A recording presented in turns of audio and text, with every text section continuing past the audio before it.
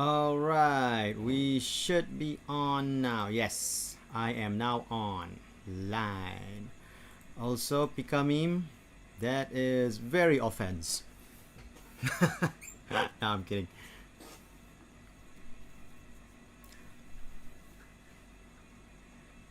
I know you are. I'm talking about you saying no offense, but Eisu's face is something.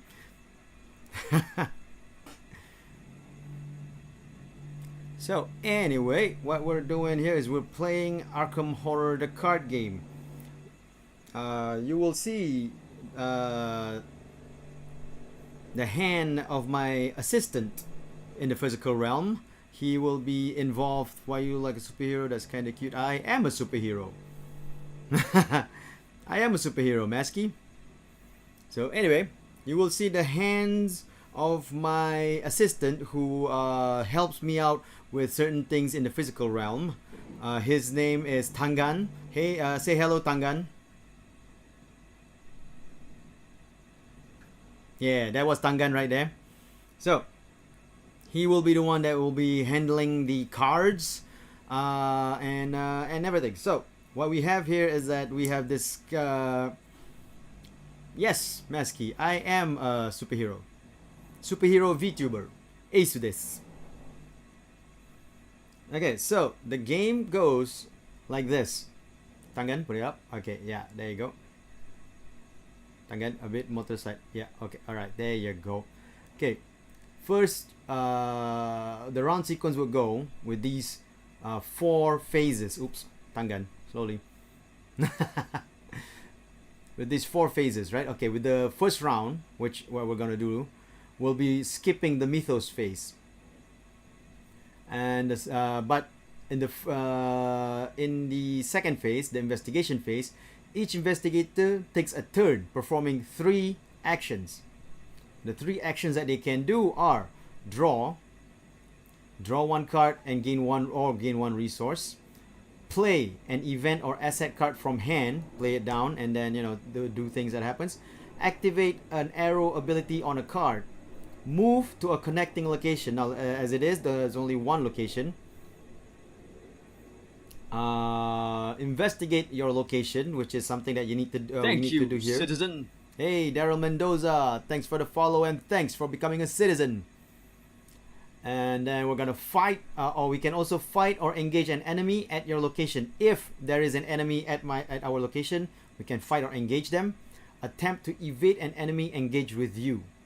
So that's the actions that we can do.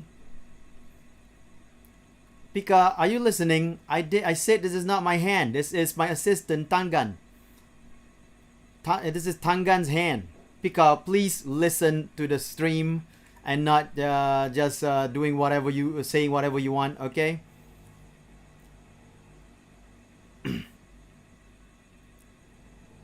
So anyway, that is the investigation phase. You can do 3. We can do each investigator can do 3 actions. And then we go into the enemies phase. Enemies with the hunter keyword move towards the nearest investigator if there's any enemies on the board. Each engaged enemy attacks if able. If they are engaged enemy with the investigators, they attack. Then we go into the upkeep phase where we reset actions, flip mini cards. When once these characters have done their 3 actions, we flip them down to show that they no longer are able to do any actions. And then ready all exhausted cards. Any cards that was played on the board and exhausted, we can ready them. Each investigator draws 1 card. We can draw 1 card from the investigator deck and 1 resource. These are resources. Alright, with this resource is how you can play cards. And each investigator checks the hand size. If you have more than 8 cards in your hand at this current phase, discard it down to 8 cards only. Then we go back up. We do this Mythos Phase. We do it until we finish the scene or we lose. So basically that's how the game goes. Now, To start off the game, I will read the storyline here. As you can see in the oh sorry, Tangan, lower. There you go. There you go, Tangan. Alright. I'm gonna start reading the storyline here over at Agenda 1A.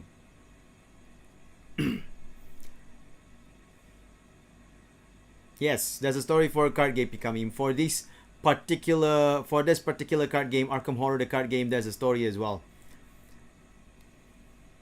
I don't know if you can read it because it's kind of blurry thanks to a horrible phone cam. It's late at night. You are holed up in your study, researching the bloody disappearances that have been taking place in the region. A few hours into your research, you hear the sound of a strange chanting coming from your parlor down the hall. At the same time, you hear dirt churning, as if something were digging beneath the floor.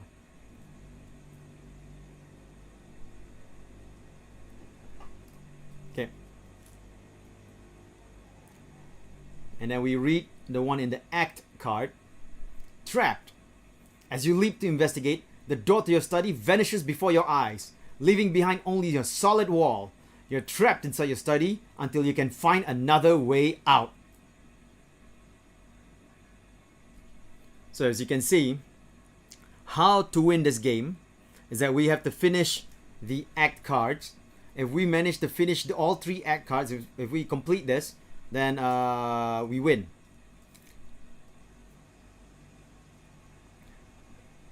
But if, okay, you can see here, these are clue tokens. If we manage to get these clue tokens onto the card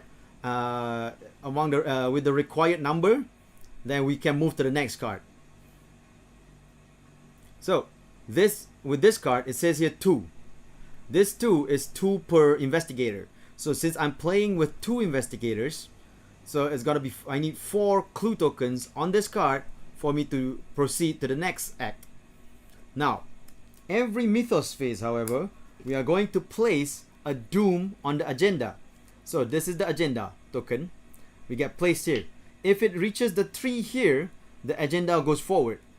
If we finish the agenda card before we finish the act card, we pretty much lose. Or if any of my investigator loses all sanity or all health, they lose. We lose. So, as you can see here, Jenny Barnes is one of my character. One of the characters I'm using, Jenny Barnes. She has 8 health and 7 sanity. Her knowledge is 3. Her, I think, mental fortitude, I forgot what this is 3. Melee attack, her attacking power is 3. And her fleeing is also 3. So what happens here is that when I have to do some kind of investigations, right? I need to meet a certain amount of wait, is this the right side? Oh yeah, this is the right side. I need to meet a certain amount of requirement. So as you can see here, I have 3 already, right? So the test might say I need to do 5 attacks. So what I do is we're gonna be taking out tokens from here, right? Certain tokens, like here, it's a -2. So it's a 3 -2, that's a 1. So most probably I failed that that attack. So that's how investigation or attack goes in this game. If we yeet the cards, it's a win. No, you yeet the cards, then you pretty much lose in life, because these games are pretty expensive. Yeeting the cards mean you are wasting money, so you lose in life because of that. But anyway, try not to yeet the cards because it's a bad thing to do that. So at the start of the game, when during setup, each investigator draws 5 cards for their hand. So now we are going to start the we can now begin. So we are in the study where we are trapped. Tangan, not to, stop going too high. You've been investigating the strange events occurring in Arkham for several days now. Your desk is covered in newspaper articles, police reports, and witness accounts. So, we're in the study. Once we get to a location, we can flip it over. The door to your study has vanished. So what this means is we can get 2 clues from this location.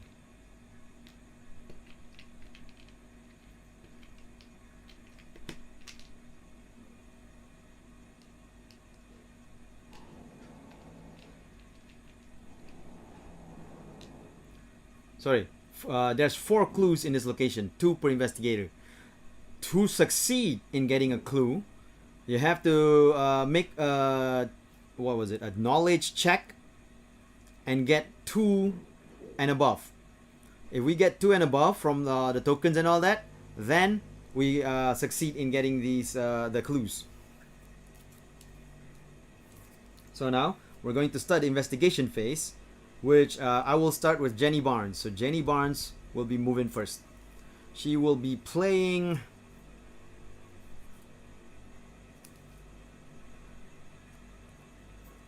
okay, you see in the cards that there are extra extra things that you can get here to help you with your investigation. Like if I were to play quick thinking, that's a wild, right? I can put that as part of my knowledge, of my mental fortitude, or whatever you want to call this, to try to investigate the study to get the clue. So that's what I need to do now if I want to investigate. Hold on, I'm just gonna make sure that investigate is mental fortitude. Oh, knowledge. Yeah, knowledge for investigation. So I need to do this particular book sizing. So say that I were to play one of these cards, right? This particular card, perception here.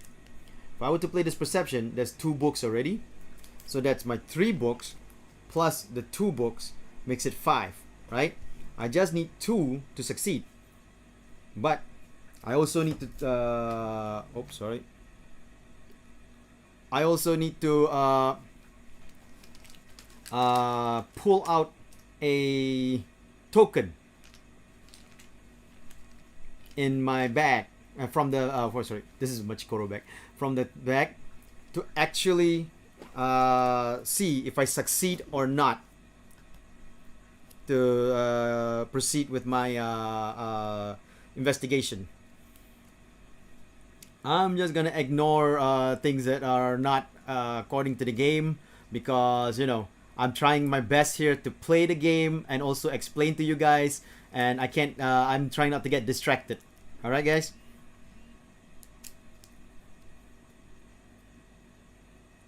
so anyway, now that we are here in this particular study room, we are trapped. The door disappeared. We don't know what happened. That's actually, we heard a chanting outside before the door disappeared. So now we're trying to actually find out how to actually get out of here. So to get out of here, I need to get these 4 clue tokens onto the agenda cards. There's 2 of them. So Jenny, I will play the perception card, which has no requirements, because each card has some cards have these numbers. That means I have to pay resources to actually play the cards. But perception here has no numbers, so I can play the perception card to put my knowledge 3 plus 2. Now my knowledge is 5. Now I will draw a token from the bag. Yeah, it's a -2, but it's okay because 3 plus 2 is 3, and I received the 2 needed here. So that means that Jenny got 1 token. Now, says here, maximum 1 perception committed per skill test, which what I did just now. If this test is successful, draw 1 card. So I can discard this card, but now I get to draw a new card for my hand. So that's one of Jenny's actions. So now Jenny's second action, I can do the test again, the skill test again, to get the clue onto Jenny. But I don't have a card that's good enough for me to raise my knowledge up. So I might just, you know what, there's nothing else to do here. I might as well go with the skill test. No cards played. We're gonna go with the skill test and see if we manage to get, if we can get a 0, a +1, or a -1, we still succeed. Yeah. Oh, okay. This is a special clue symbol, right? It says here, when you draw that, it's a -2. If there is a ghoul enemy at your location, take 1 damage. But that means that it's just there's no ghoul enemy in my location, so I just take 1. I just get -2. So 3 minus 2 is 1. So that's a failed skill check. So we're gonna try again, because I gotta get the clues to proceed. So Jenny's gonna do another investigation for her final action. Like I said, if I get a 0, a -1, or a +1, I succeed. That's all I need. Here, it's a +1. Yeah. So Jenny gets the second clue. That's it for Jenny's action. We push it down, and now it's Ashcan Pete's action. With Ashcan Pete, he has 6 health and 5 sanity. You begin the sorry, I just saw that you begin the game with Duke in play. That means that we have to find the Duke card in his deck and put it in play. So Duke is Ashcan Pete's dog. So Duke is already in play. So that means that Ashcan Pete has an ally already starting off from the game. This is an Eldritch game. Yeah, Eldritch horror game. So so I'm reshuffling the cards again, because I had to look for Duke's card inside the deck.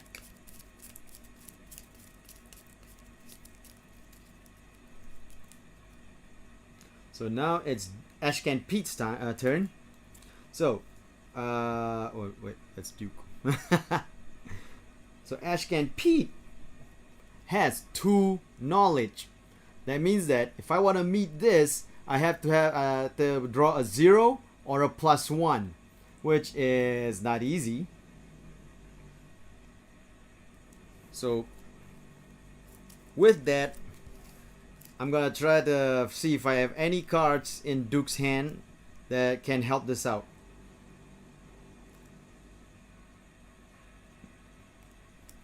Okay, no cards in his hand can help out, but Duke has an ability down here that says Exhaust Duke, investigate. You investigate with a base skill of 4. You may move to a connecting location immediately before investigating with this effect. So that means that if I exhaust Duke, I get a base skill, base knowledge skill of 4 instead of 2, because Duke is helping investigate with his nose, basically. So I think for this one, we'll do that for our first action. We're exhausting Duke, and then with base skill of 4 means I can get a -2, and it still counts as a success. So come on, Ashcan Pete. Huh! -2. So it's still a success. Thank goodness.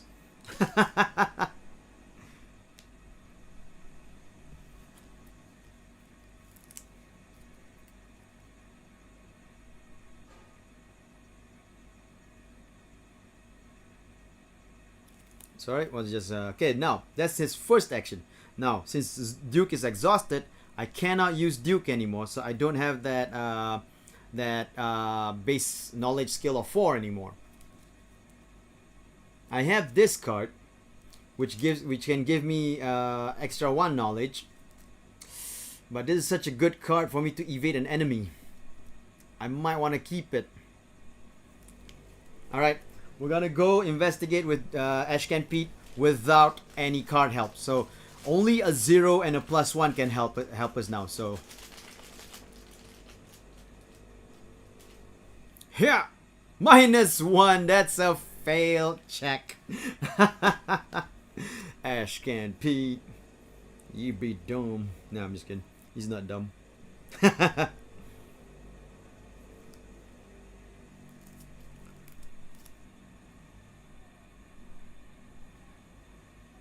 So now, because of that, hold on. Should I? Well, I'll use it. All right, I'll use this card to get that extra 1 knowledge. So that's one resource to use the card for the things here. I'm not using it for the action down here. I'm using it for the things up here. So I'm using it for the extra one knowledge. So now Ashcan Pete has a base knowledge skill of 3. Let's hope to God I pull a -1 at least. Because a -1, 0, and a +1 can help us now. If I pull a -2, -3, or -4, or you know, any other else, pretty much, you know. Ha! -1! Yeah! Ashcan Pete! Sorry. Hold on, I just need to check something on the rule book about the tokens, about the clues.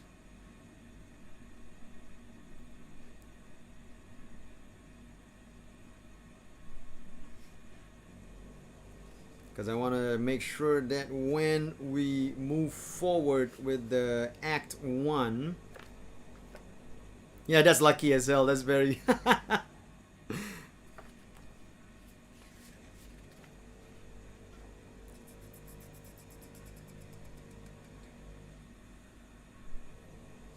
Hold on. Just want to make sure, when do we put the tokens onto the Act?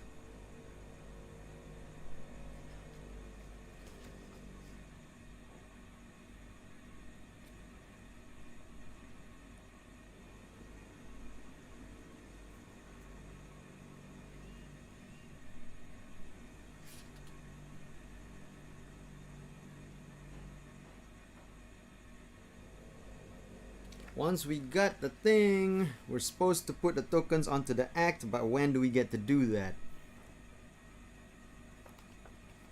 The enemy phase, okay, tabletop, no wait, nope, not that one. There are a large number of possible choices.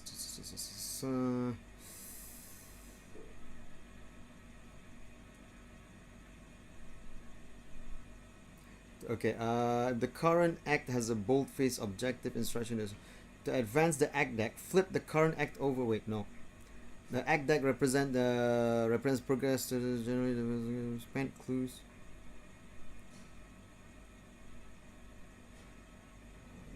Okay, yeah, I can just do it right now. So basically, we're spend the clues right now to move the Act forward.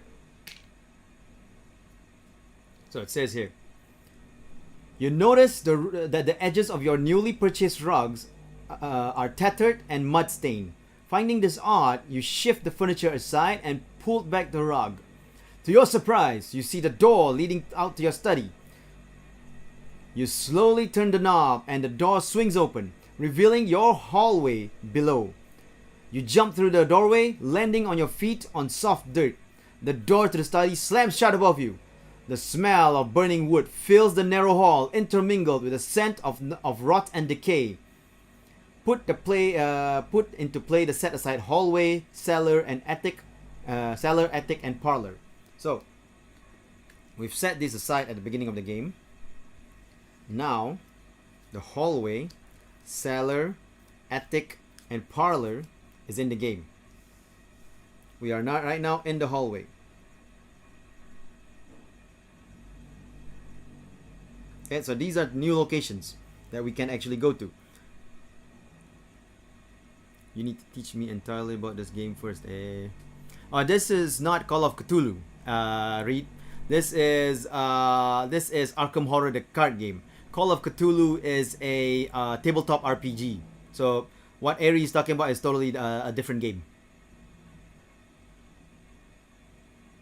So you see here, each of these location cards have these symbols on it, right? Okay, by the way, the study is already not in the game.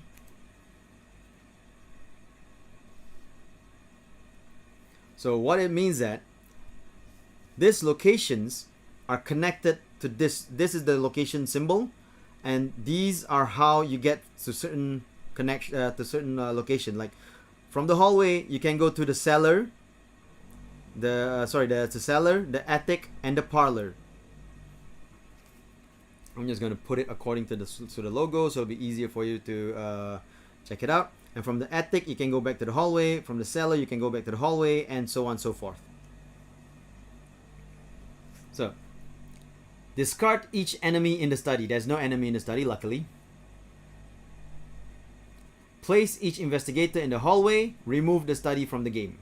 So basically, we finished Act 1A on our first turn, which is really lucky.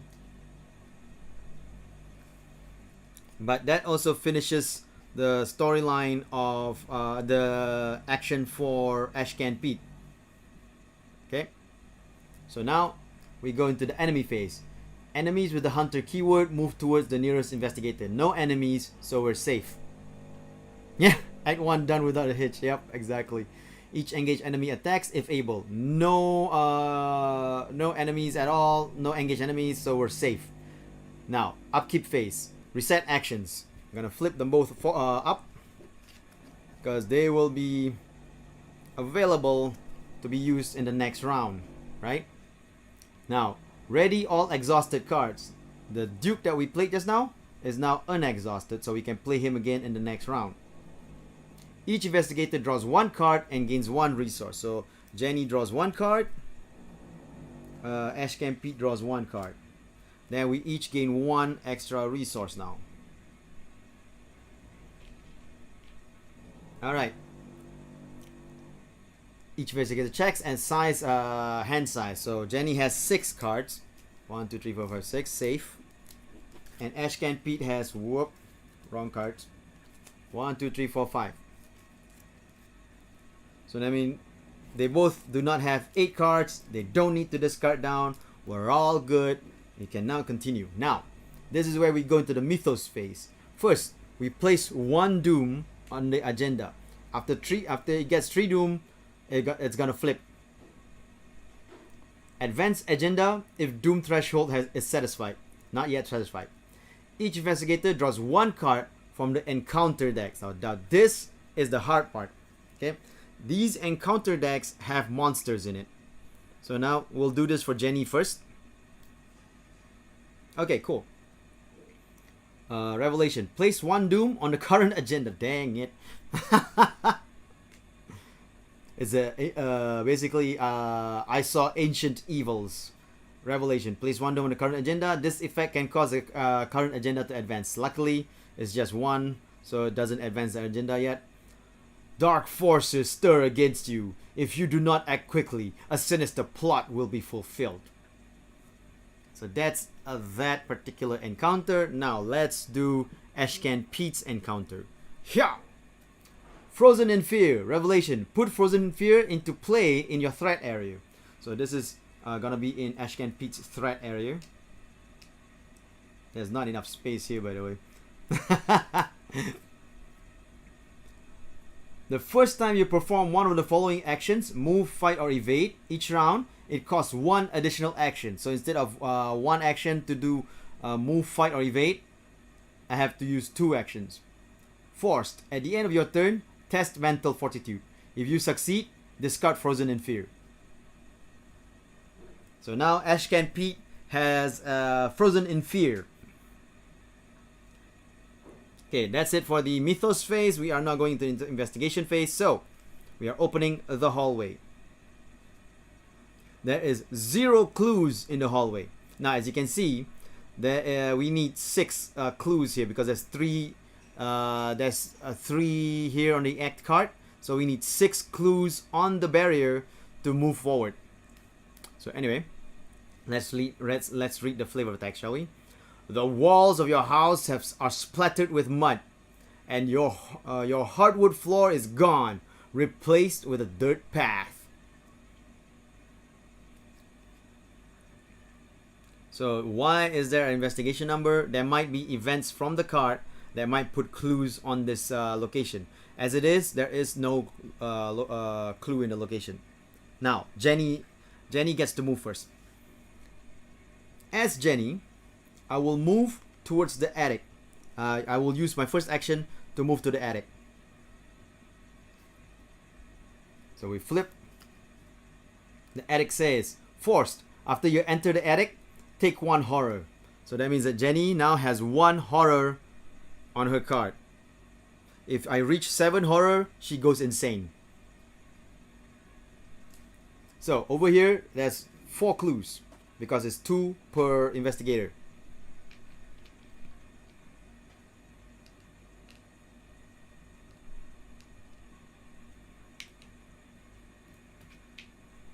Again, I need 6.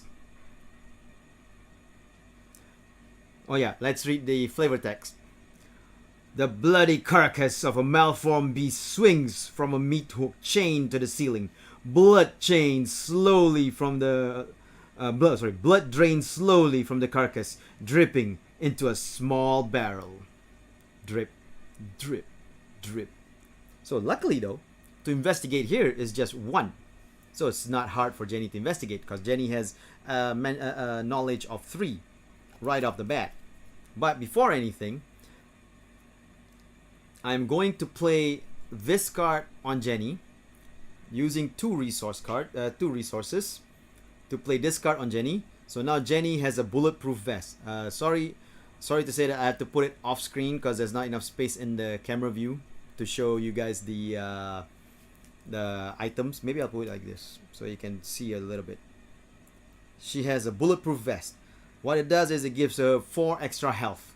So now she's her health is 12. Wow, she's a tank. I need to find a weapon though. So that's her second action where she wears the bulletproof vest. Her last action, she's going to investigate the attic. I am not playing any cards to help me with this. So a -2 would still be fine. So it's like so we can get a +1, 0, -1 or -2 and we're still fine. Jenny carrying the team. Yeah, -4. Damn, the biggest one of them all. That's a failed.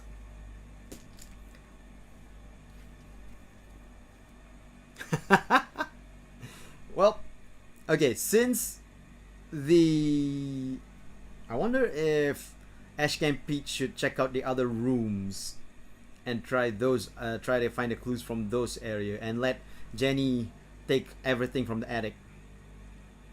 Though there's only 3 actions in a round, so there's 4 clues here.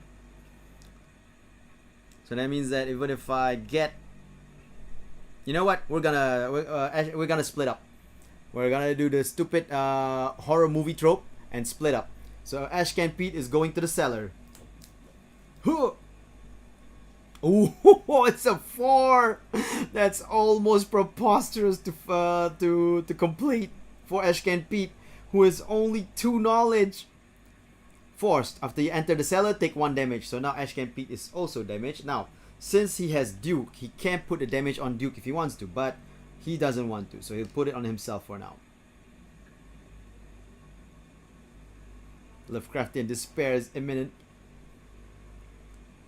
Oh, I also forgot that Ashcan Pete has a problem with Frozen in Fear. So that move action costs 2 action points instead of 1.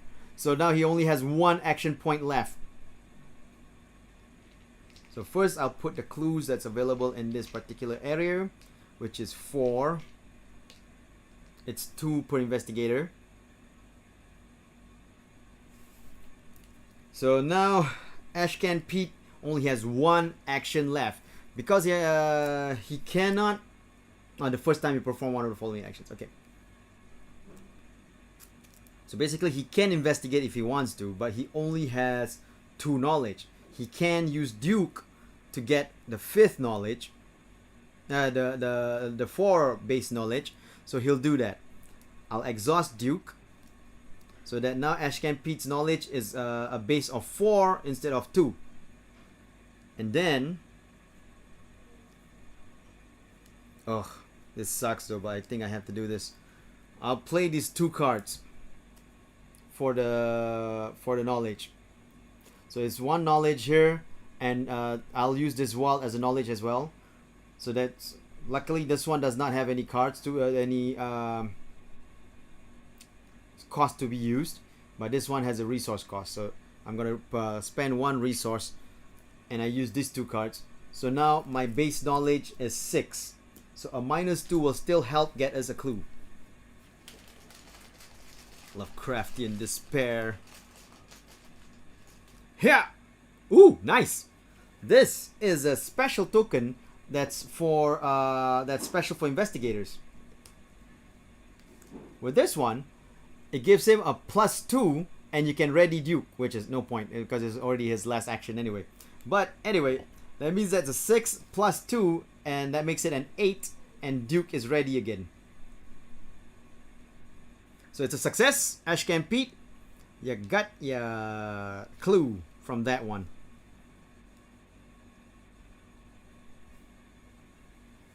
Now, at the end of the turn for Ashcan Pete, he has to do a mental fortitude test to see if I can discard Frozen in Fear or not. His mental fortitude is 4. I will not play any extra cards. I will go with the whole 4 and hope to God that I get a -1 or 0 or a +1. Any of that can help me actually discard Frozen in Fear. Yeah! -1! Nice! Frozen in Fear is discarded. Duke has big brain all of a sudden. Duke's the dog though. Ashcan Pete's the guy. Alright, that's the end of that phase. Now enemy phase. There's no enemy, so we can skip that. Back to the upkeep phase. We reset all actions. These two will be available for the next round. And then ready all exhausted card. There's no exhausted card. We're fine. And each investigator draw 1 card. And 1 resource.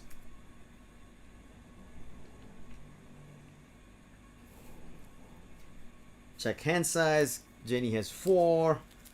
Ashcan Pete has 6. We're good. Now we go to the next round, which is the Mythos Phase. We place 1 Doom on the agenda. Boom! That advances the agenda to the next agenda. So it says here, your house continues to change before your very eyes. The walls have decayed and the ground in many rooms have turned to dirt. It is almost as if you have been transported somewhere else entirely, although every now and again you recognize elements of your former home. The lead investigator must decide, choose one. Either each investigator discard 1 card at random from his or her hand, or lead investigator takes 2 horror. Now, I'm putting Jenny as the lead investigator, that's why she goes first. She already has 1 horror, which puts her horror down to 6. If she takes 2 now, it's gonna be 4. So I am going to do the whole discard 1 card from their hand, which is sad, but you know, what you gonna do? So I'm gonna discard this one. Huh, what is it? Oh no, emergency cache. Cache, however you want to pronounce that. That's actually a really good card because you can get 3 resources once you play that. Play that card, bam, 3 resources. So for Duke and for Ashcan Pete, whatow! Gravedigger's Shovel. Oh, this is actually really good. This is a good card for fighting. See? You use for fight, you get +2 fight for this attack. Oh, damn. Damn. Because that's a weapon. If I play that as a weapon, that means I have a Ashcan Pete has a shovel. Well, that's just the way it is.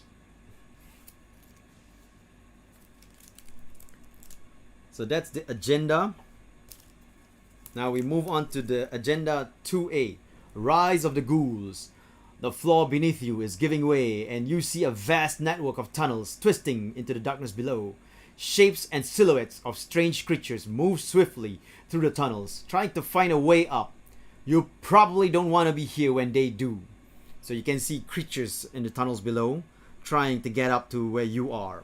Now it has 7 agenda. It needs 7 agenda to move forward, so we still have a lot of time. Especially since the attic requires 1 clue. So you know, it's a chance. It's a chance. So now we are going to draw the encounter card for Jenny. Let's see what we get. Wabam! Dissonant Voices.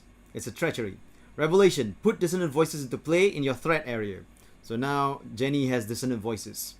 I cannot play assets or events. Oh, dang. Forced. At the end of the round, discard discard dissonant voices. So it's only a 1 round thing. But for this round, Jenny cannot use assets or events card. That's Jenny's. GG man. Encounter for Ashcan Pete. Wha-bam! Rotting Remains. Revelation. Test 3 mental fortitude. For each point you fail, take 1 horror. So, Ashcan Pete has 4 mental fortitude. We have to test 3. If we get a -1, we're still fine. So we need a 0, 1, or -1. We can play cards if we wanted to put it up, but I think I'm going to save that for the seller. 0! Woo! We take no horror. Ashcan Pete, you are a badass. Alright. Now, back to Jenny's turn. Ash on a roll. Exactly. So Jenny's going to continue investigating the attic. So she has a mental fortitude of 3. So a -2 is still fine. Her first action, she's investigating the attic. Yeah, 0. She found 1 clue. Nice. Second action. Oh, you know what? I forgot to read the flavor text for the cellar. Your cellar seems to have been replaced with an underground network of icy tunnels and caverns. The cold chills you to the core. The entrance to the parlor is blocked by a darkly glowing fathomable barrier. I forgot to read that as well. You cannot move into the parlor. You're unsure what would happen if you tried to cross the threshold of the strange barrier, but based on its extreme heat, you sure as hell don't want to try. So we can't go into the parlor because there's a hot barrier surrounding it. So anyway, second action, Jenny's gonna try investigate the attic again. Shabam! 0! Woo! Nice! Okay, just so you guys know, I am pulling it from this bag. I'll just do this so that you guys see that I'm not cheating or anything. Mixing it up. Third action. Bam! 0! Another success. Noise. So that's 3 found clues, right? So, now it is Ashcan. That means that Jenny has found 3 clues. We're good. So now it's Ashcan Pete's turn. He is going to use Duke. He's gonna try to. Oh man, I should have gone with Jenny into the cellar. Now, okay, so it's fine, it's fine. His first action is gonna use Duke. He's gonna exhaust Duke. So he now has a base knowledge of 4. The idea behind it is that Duke is helping sniff out the clues for him. So with a base knowledge of 4 now, he's going to try. I'm going to. Do I have anything to add? I do. Oh well, man! If I add it though.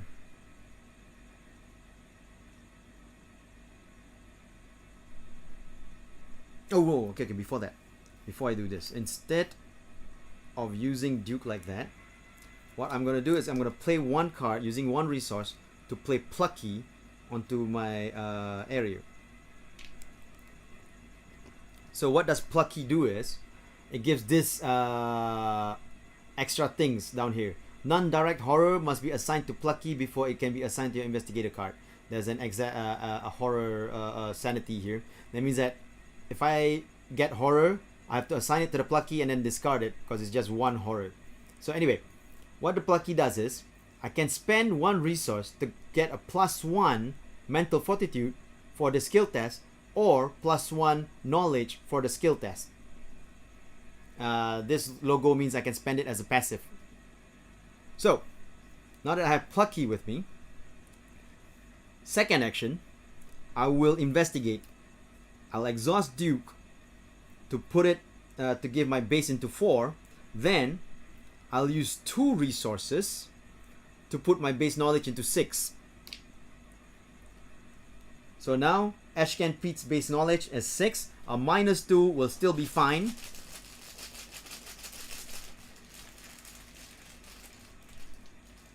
Yeah! -1. Nice.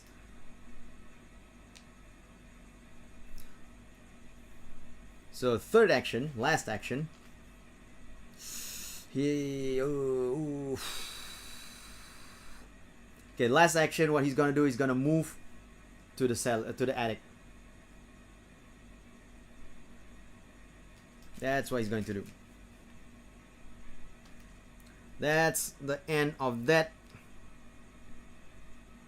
Not even beat the starter scenario. Tried several times. Oh, I beat the starter scenario several times, but you know, it really is the pool of the tokens, lucky pool of the tokens, pretty much.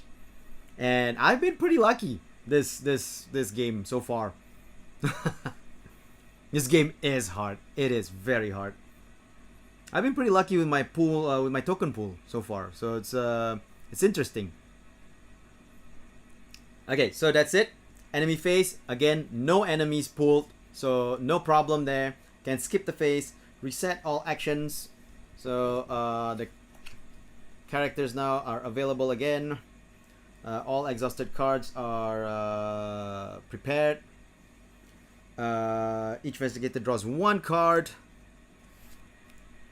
Ooh, nice. I drew a hired muscle for Jenny. And another one for Ashcan Pete. Ooh, fire extinguisher. That is interesting for an attack. For fight, I mean, for a fight, not for an attack. Nice, nice, nice. And then they both get 1 resource as well. Jenny has way too many resources. Hand size still fine. 4 for Jenny. Should be 5 for Ashcan Pete. We're still good. Now we go into the Mythos Phase, where we put 1 agenda into the 1 Doom token into the agenda card. And now there is no advancing the agenda. This is the encounter for Jenny. Yeah. It seems to be the case for Ashcan Pete. Here! Oh, it's a monster! A swarm of rats! Oh yeah, I forgot. I can discard dissonant voices now. A swarm of rats. It is now in front of Jenny. Now, they don't attack first. What happens is that Jenny encounters a swarm of rats. So during her turn, she can attack that, or, you know, just get the heck out of here.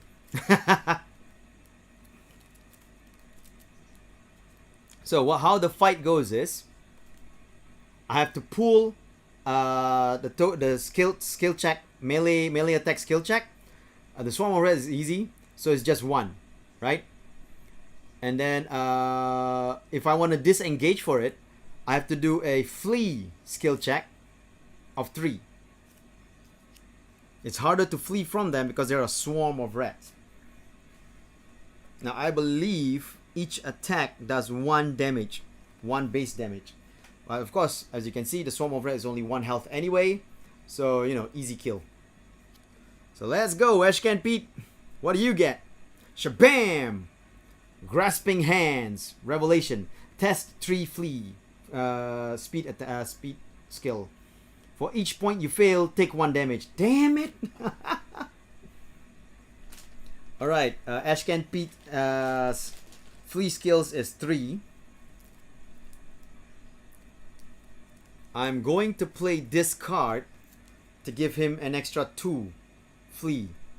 So it's a 1 resource, spending that 1 resource. So now his flee skills is 5. So a -2 will still be fine. Let's go! Shabam! -1. Woo! No damage taken. Nice, sir. Seriously. Super lucky. So now it's investigation phase.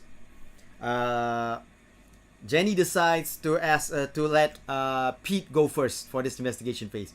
There, you can actually discuss with other players on who goes first and all that. So Jenny says to Pete, "You go first, Pete." And Pete was like, "All right, ma'am. I'm gonna make a little check, a little investigation in the attic. Let's see if we can find a clue. I have a base of 2, a base knowledge of 2. So I'm just gonna try my best. Okay, ma'am. So -1 still be fine. I am not going to play any cards. A -1 should still be. No, I'm gonna play a resource that goes with Plucky.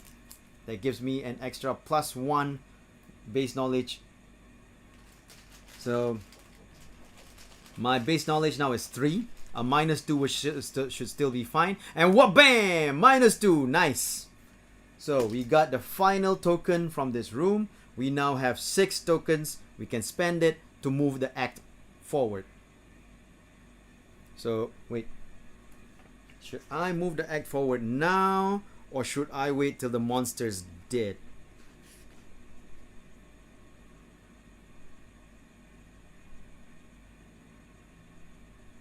You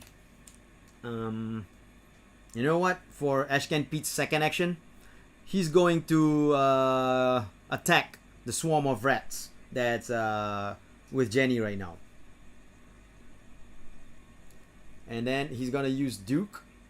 So I exhaust Duke. You attack with a base skill of 4. So now his base skill is 4, and it has a +1 damage. So, ma'am, I'm gonna attack that swarm of rats for you. Nah, I haven't played the fire extinguisher yet. You gotta use an action to put a fire extinguisher into play. Tangan, you better pull some good tokens, Tangan. By the way, to those who just came in, the hands here is my assistant in the physical realm. His name is Tangan. All right. Base attack of 4. -3 should still be fine. Here! -4! Damn it!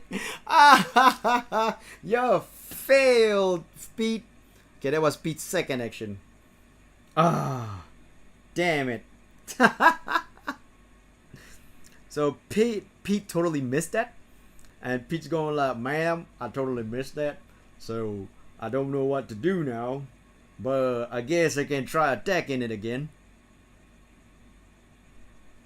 Tangan hand. So, because of that, right? Because Pete attacked the enemy now is engaged with Pete instead of Jenny. But Pete says, you know what, ma'am? I'm gonna try to attack him again. But his base attack... Why are you so weak, Pete? His base attack is 2. -1 is fine, but 0 is bad. So let's do this, Tangan. I'm counting on you, buddy. Ha! 0! So, that's a success. Pete managed to kill the swarm of rats. Here you go, you little rodents. I'm gonna kill each and every one of you. So as all the swarms of rats are dead, Pete, badass. Also, that ends Pete's actions. So, as a collective, we are going to spend all 6 clues to advance the act right now. So we can see like what's gonna happen. Oops, that was the wrong token area. Dang it. Yeah, there you go. So at least Jenny still has 3 actions, right? So the barrier is done. Oh, no, we can't do it like that. Oh, shoot. Damn, I just read that. I did not read the barrier. I'm so sorry, guys. I forgot to read the barrier for you guys. Okay, basically it says here, a glowing barrier blocks the path to your parlor. As you move toward it, intense heat forces you to back away. Picking up a handful of dirt, you toss it at the barrier and watch in horror as the dirt incinerates. Perhaps there's something in the cellar or attic that can help. So, objective. When the round ends, investigators in the hallway may, as a group, spend the requisite number of clues to advance. So that means that we actually have to go to the hall with the amount of tokens, but only when the round ends. So that was pointless. So Jenny's gonna spend one action to go to the hall. Taiki Fudo, hello! Get wrecked!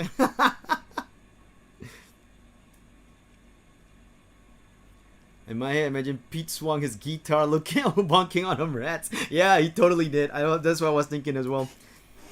So, Jenny went there. What she's gonna do for her last two, that's her first action. She goes to the hallway. Her last two action, what she's gonna do is she's gonna draw cards. Oh, she got a Chicago typewriter. Nice.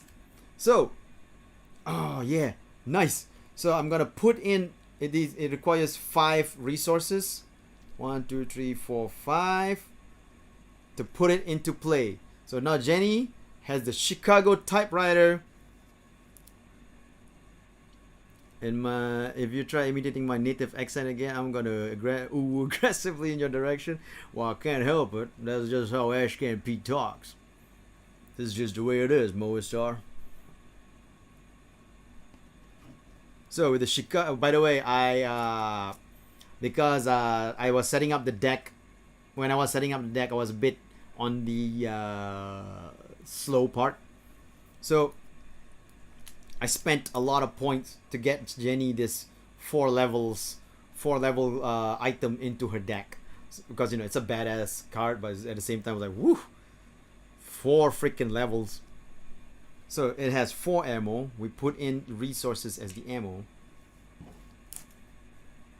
No, actually, not at all. This card game is a co-op card game. If you play with more players, it's a co-op card game where you try to finish a storyline. The storyline so far, the storyline in this particular scenario is that we were investigating all this disappearance that happened in the Arkham City, in a city named Arkham. And what happened was that we were in our study, investigating about the disappearances, and when suddenly we heard chanting outside our study. And soon as the chanting's done, our door disappeared, and the door disappeared, and we were trapped in the study. Investigating inside the study, we found out that our door have moved to under the rug. So we opened up the rug, we went through the door, and we saw that our hallway is now caked with mud all over the wall, and the floor is now a dirt road, as if our house has moved to a whole different location. So now we are trying to get into the parlor, but there is a hot barrier in the parlor that makes it hard for us to actually move there. So that's what happened. So Jenny spent 1 action to draw that card and another action to play the Chicago typewriter into her, to equip the Chicago typewriter. The dog doesn't want to see our beautiful face, pretty much. So that's the end of Jenny's turn. Again, we managed to kill the enemy just now in that round, so no enemy phase. We go back to upkeep, reset both of them. We've been really lucky so far with the enemies. Pull in ready all exhausted cards. Then gain 1 resource. And also draw 1 card for each of them. So Jenny got a knife. While Ashcan Pete pulled a resourceful card.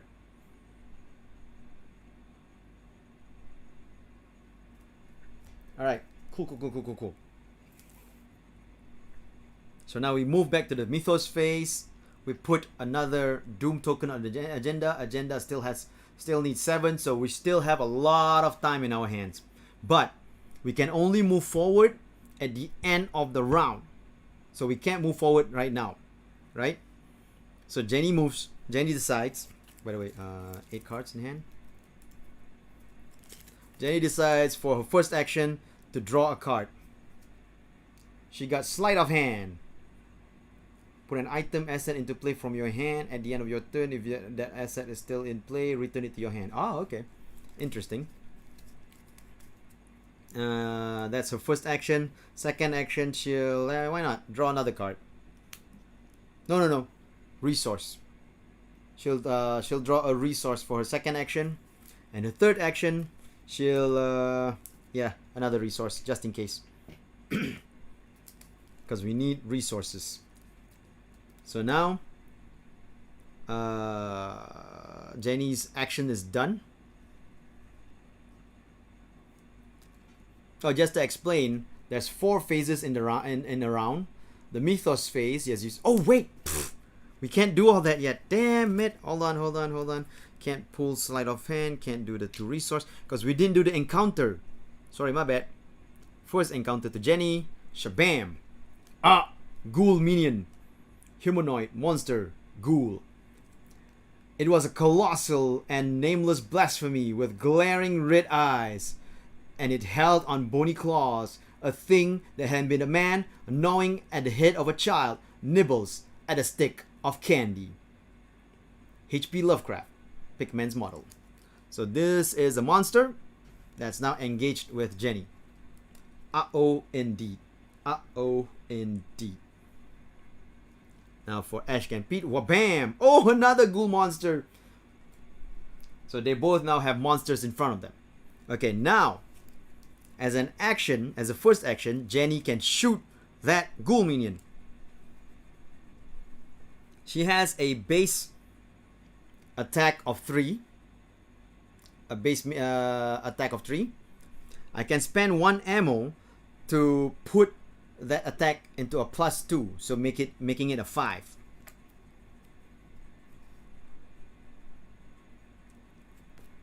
Hold on.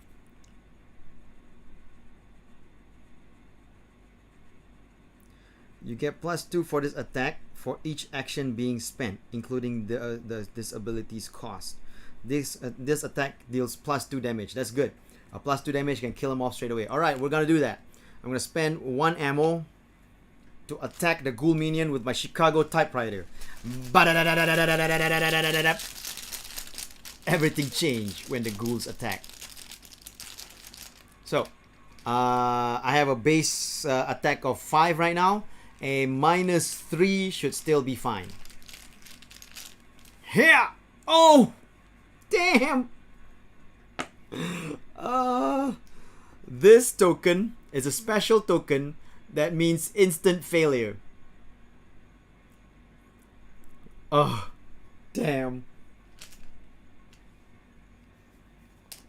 So, apparently, Jenny tries to attack the ghoul, but the ghoul managed to avoid all of Jenny's Chicago typewriter. So it's like, and the ghoul just avoids it, jumping around, and Jenny's go like, damn, that was close. I need to be better than this. So she's trying to attack again.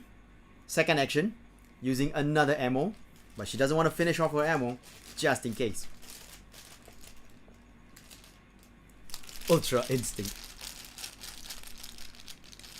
Nah, the ghoul doesn't attack back until the enemy phase.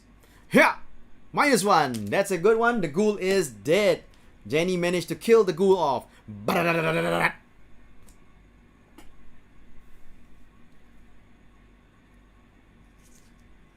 So now Jenny will draw the card that she drew just now, which was the sleight of hand.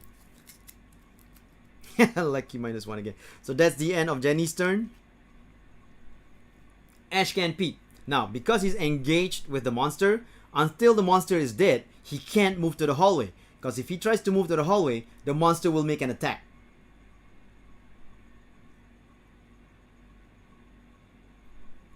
Yeah, I've been lucky. So, what I have to do as Ash can Pete is attack the monster first. So, I will use the Duke. I will exhaust Duke. Now Ash can Pete's base attack is 4.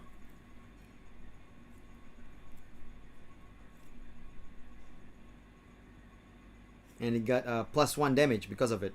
That's good, that's good. I can't use any of these cards yet.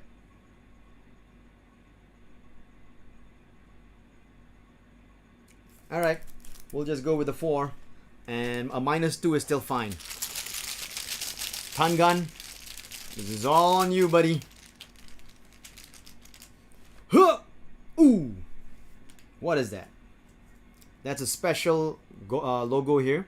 What it says here is minus X. X is the number of ghoul enemies at your location. Only one, so that makes this -1. That's a success. This ghoul is dead. Okay, because the ghoul has 2 health.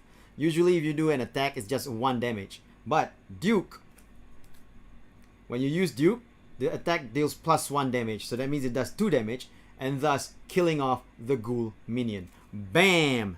Dead. So with that, second action, Ashcan Pete goes to the hallway. Third action, Ashcan Pete takes a resource. No, wait.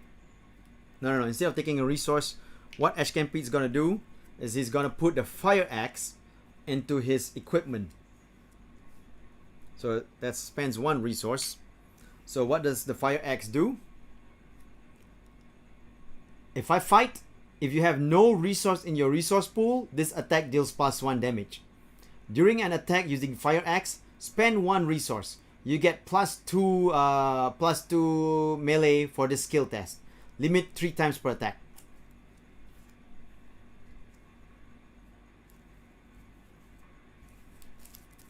So it's sort of like you can combo it.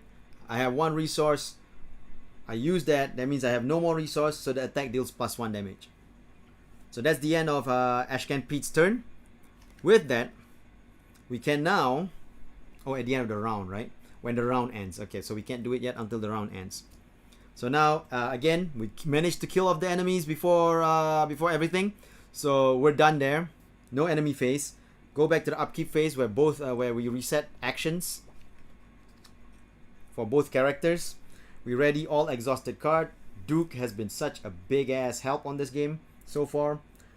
Each investigator draws 1 card and 1 resource.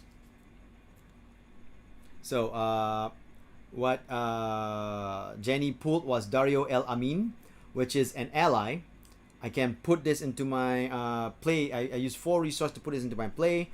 While you have 10 or more resources, you get +1 mental and +1 knowledge. If there are no enemies at your location, exhaust Dario El Amin, gain 2 resources. So I can't play that yet because I don't have 4 resources to play it. What Ashcan Pete got is Overpower. Gives 2 attack skill, 2 more skill numbers. Max 1 per skill test. If this test is successful, draw 1 card. So yeah, Ashcan Pete wanna be a badass.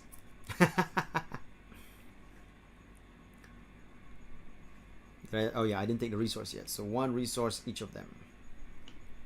Okay, with that, that's the end of the round. We can now spend the clues to move the act forward. So clues done. Spent.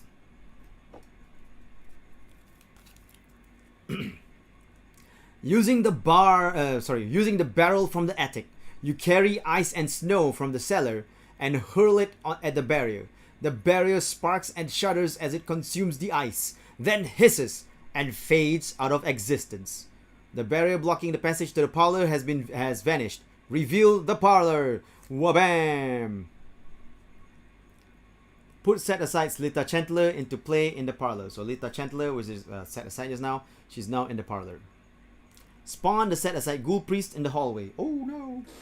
The Ghoul Priest is in the hallway. So this is the Ghoul Priest. He's in the hallway with the 2. But he's not engaged with any of them. So that means that they can still escape. So that's the end of the Act 2. Act 3. What have you done? A woman with a torch stands in your parlor, a glimmer of hatred in her eyes. What have you done to my barrier? She screams, furious. Before you can answer, a ghastly wail sounds behind you. And a creature wearing robes and a deer skull mask tears through the wall, advancing towards you. Objective: if the Ghoul Priest is defeated, advance. So that's our objectives for this act. We need to defeat the Ghoul Priest. The thing is, the Ghoul Priest is very tough. 4 melee, 4 escape, and 5 health per investigator. That means 10 health in total. It's a hunter and it can retaliate. That means that after an attack, it can retaliate and do damage to you. So Not easy.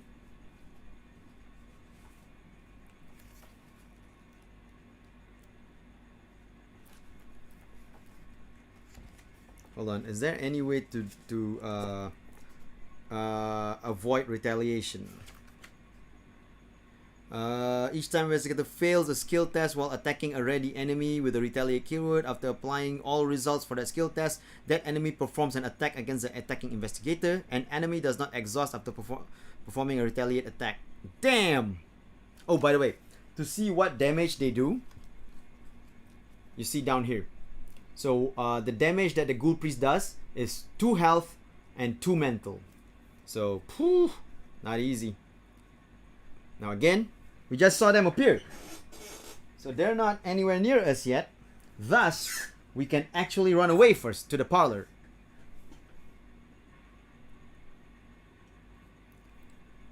So, in the parlor, what we can do is, we can resign, meaning we quit.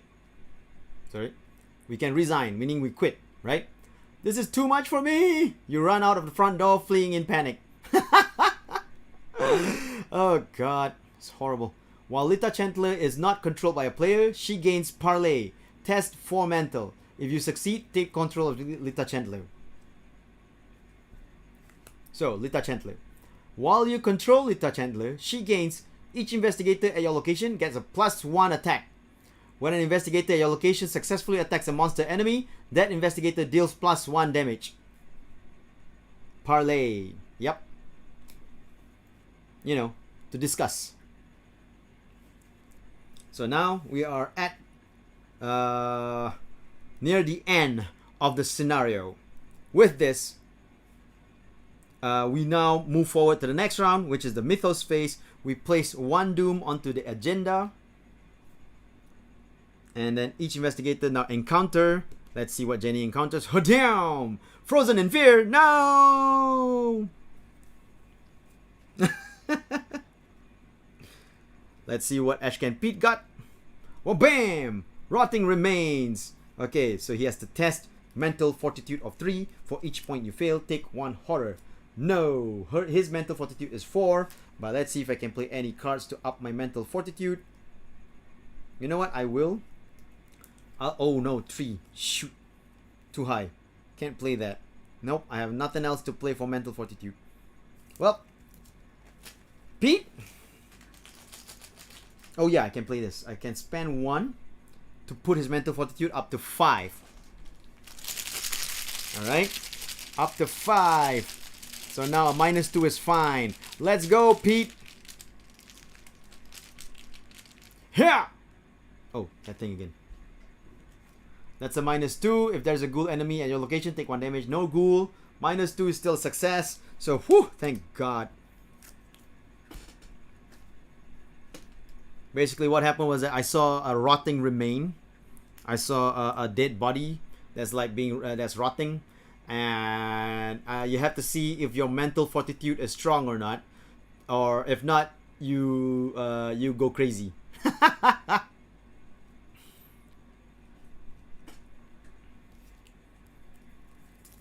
So now, that's the end of the Mythos Phase.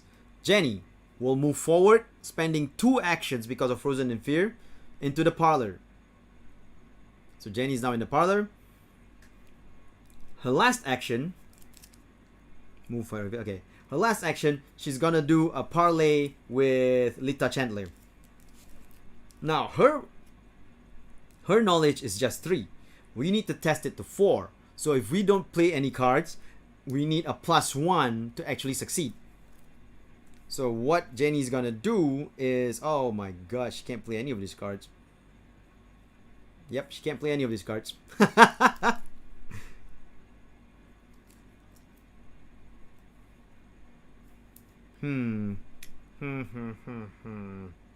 So maybe she won't parlay after all.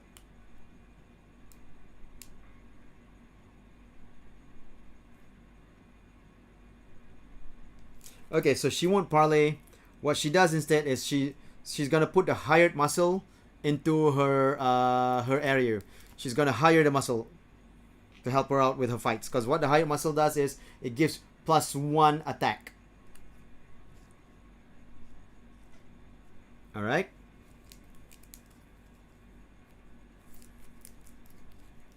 Now.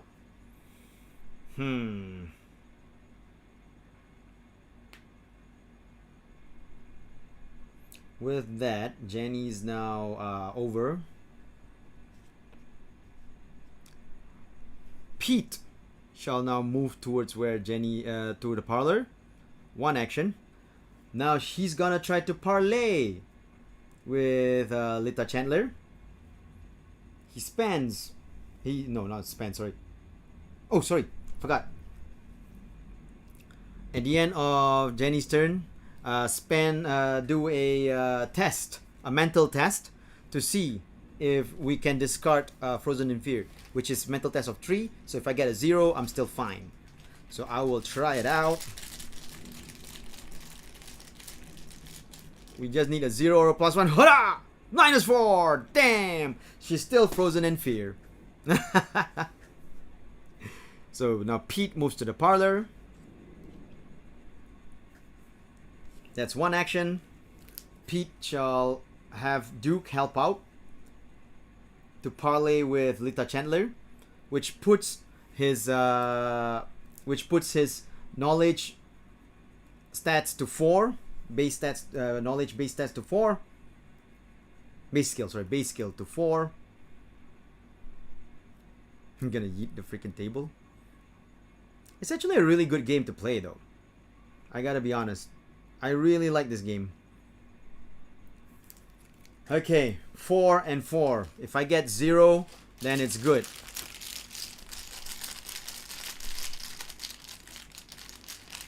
I mean, you're just seeing me play via stream right now, and you know, even with explanation, it's hard to grasp the game.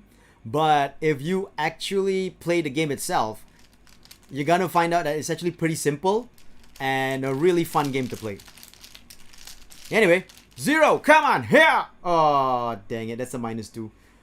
So that's a second action. So he's gonna try again, but oh no, he cannot try again. Because the maximum plus in here is +1. Yep, playing it yourselves is the best way to learn. Masky, if it's too horrible for you, then I don't mind if you don't want to watch the stream, okay? You keep on complaining about how this game is, is so confusing and all that. If it's too horrible for you, then you might as well not watch the stream right now, Masky. Because, it seems that it's taking a toll on your mental capacity. Like the Arkham horror, instead of my character going insane, you might go insane instead. So I'm worried for your health, for your mental capacity right now.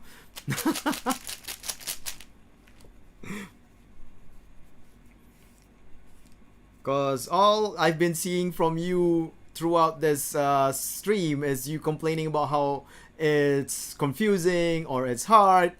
I'm not seeing anything that makes me feel good streaming this game.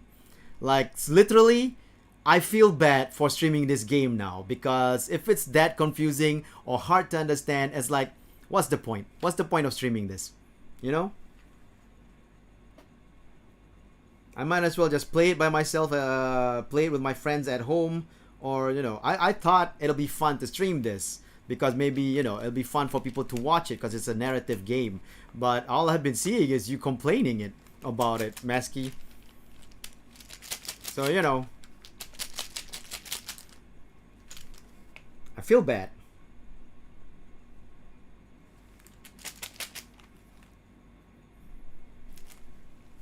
So anyway, last action for Pete. He can't really do what he wanted because he doesn't have enough mental fortitude to parlay with Lita Chandler. So he's just gonna get a resource.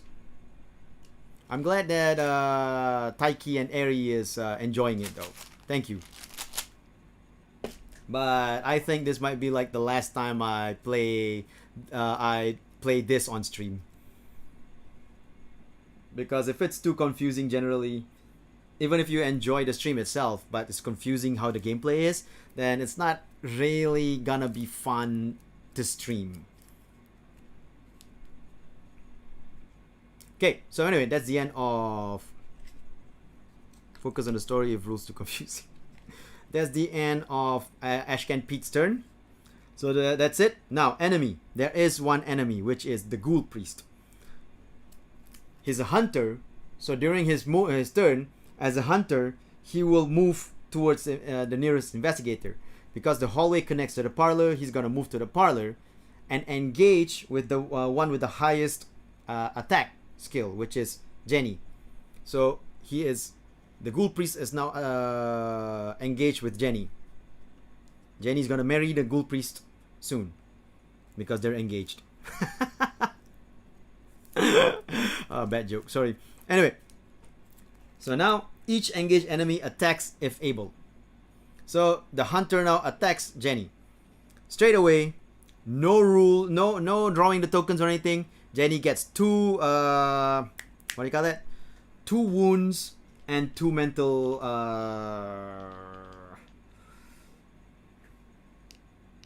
2 mental and 2 wounds. So, thing is, Jenny wore a bulletproof vest, which gives her an extra 4 health. So, I'm gonna put the 2 wounds on the bulletproof vest instead. So at least she can handle the attack. So that's it for the enemy phase. Now we reset actions, which means these 2 are back online. We ready all exhausted cards. Now the thing is, if I control Lita Chandler, each enemy at a location gets a +1 attack, which is pretty good. But I think instead of that, we're just gonna attack the hell out of the Ghoul Priest and see what happens next.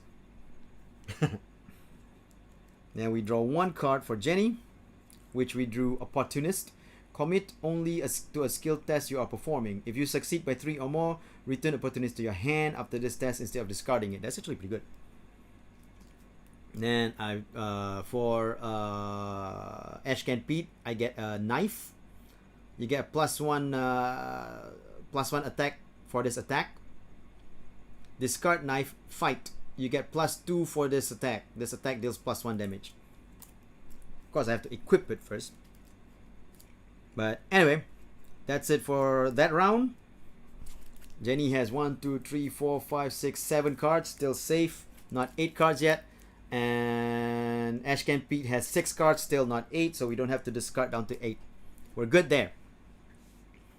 Now we go to the Mythos Phase, which puts the Doom token onto the agenda. 3 left before the agenda moves. So our time is running out. So now, encounter for Jenny. Shabam, Crypt Chill. Test 4 mental. If you fail, choose to discard 1 asset you control. Oh no. Oh, I forgot. The Hired Muscle has a thing where at the end of the upkeep phase, I have to pay 1 resource or discard Hired Muscle. So I'm going to pay that 1 resource to keep the Hired Muscle with me. So Jenny's mental fortitude is 3. Don't have enough cards to play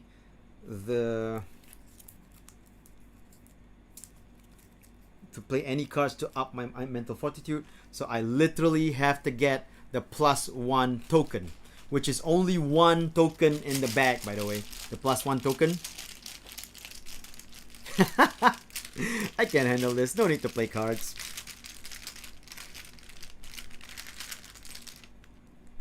+1! -2. There is... Okay, the Ghoul Priest is considered a ghoul, so she also takes 1 damage. Because that thing says that it's a -2. If there's a Ghoul Priest, ghoul enemy at your location, take 1 damage. So, Jenny failed that Crypt Chill. I can discard the Hired Muscle. So I will discard the Hired Muscle.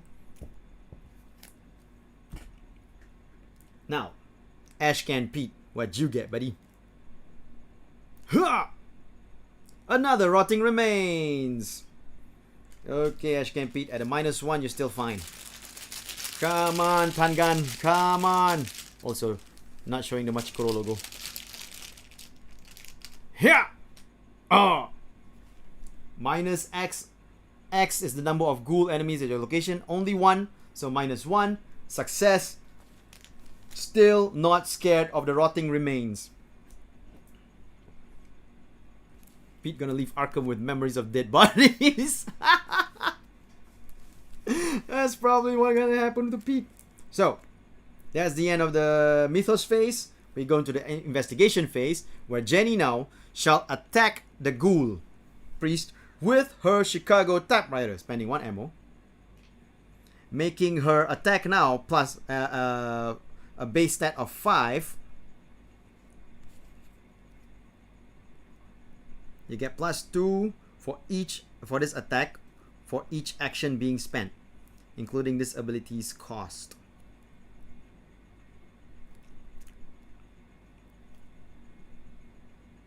Alright, so that means that if I use the typewriter again, I get a +4 to my base attack skill.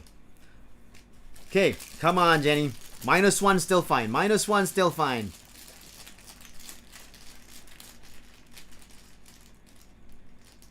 Yeah! -2 again. And she also takes 1 damage, which discards her bulletproof vest. Bulletproof vest gone.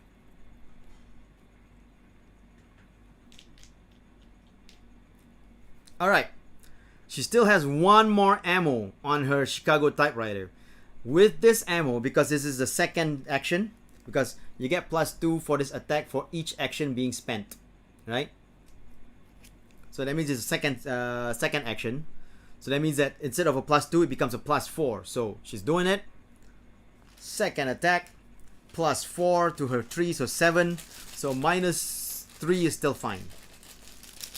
Yeah, Tangan-kun is not lucky anymore. Tangan-kun's luck is all gone for the final boss, for the boss fight. Yeah. Okay, that's a -1. That's a success. So what? Each success is always 1 damage, but the Chicago typewriter also deals 2 extra damage. So that means the Ghoul Priest now has 3 damage on it. Its health is 10 because it's 5 per investigator, and since I played 2 investigators, that's 10. That's 10 health. So he's still quite strong. Oh, I forgot. When Jenny failed the attack just now, the Ghoul Priest retaliates. That means Jenny gets 2 more damage.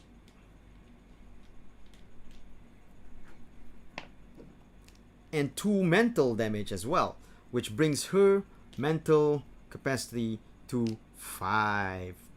Dang, Jenny's gonna go crazy. But it's okay. It's okay.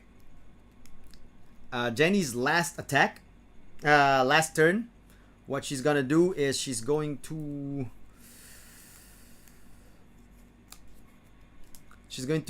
disengage from the Ghoul Priest using the manual dexterity, putting her flee skill up to 5. So a -1 is still fine. Though actually, does the hunter retaliate on a flee? Because if he retaliates on a flee, maybe I shouldn't do it. Because Jenny would die.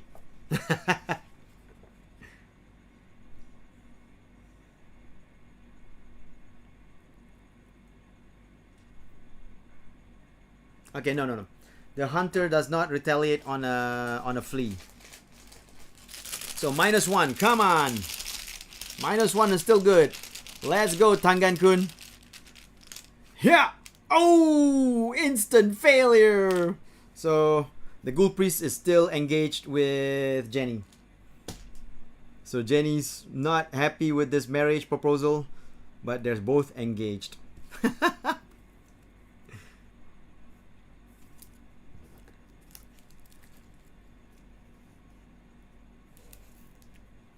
So now it's Ashcan Pete's turn. There's a high possibility that Jenny will die before we end this game. So Ashcan Pete is attacking the Ghoul Priest using Duke. Exhausting Duke puts his base attack to 4, and he's gonna use the fire axe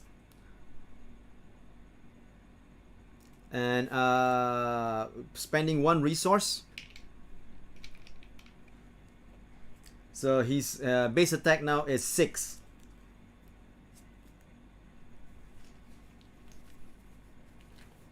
Let's see if anything else I can use. Oh.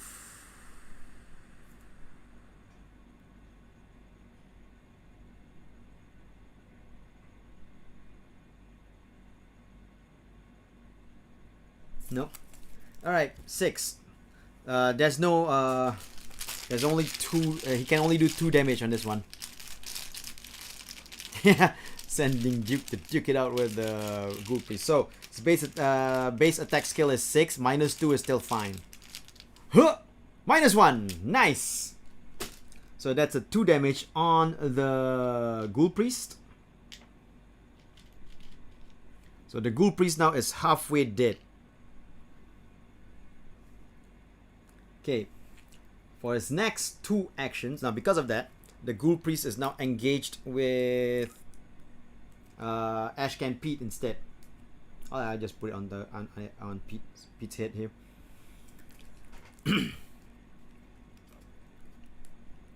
And during an attack using Fire Axe, spend 1 resource, get +2.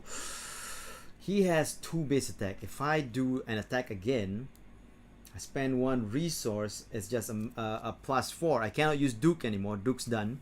Duke's already tired. He has 2 more actions. You know what? I'm doing it. Attacking the Ghoul Priest again. Using the final resource to make it into a 4. But also using Overpower to make it into a 6.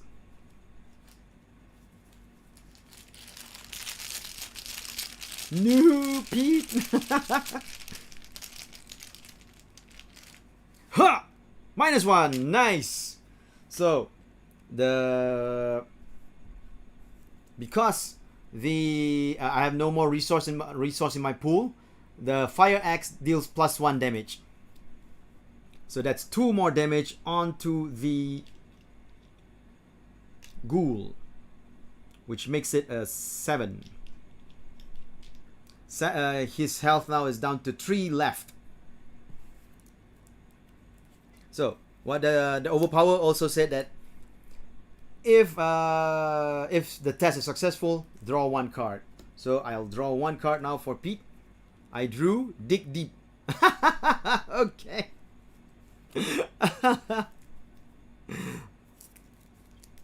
Alright. Pete has 1 more action. The problem is there's no more resource that he can use to up his what do you call that? His attack to 4 to be able to actually defeat the Ghoul Priest. So he's actually in very, very high danger.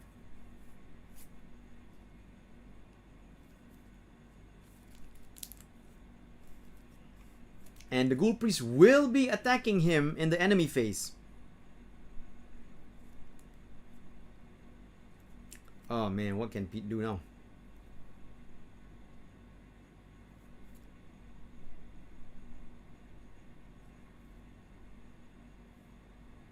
Well, Pete's just gonna just whew.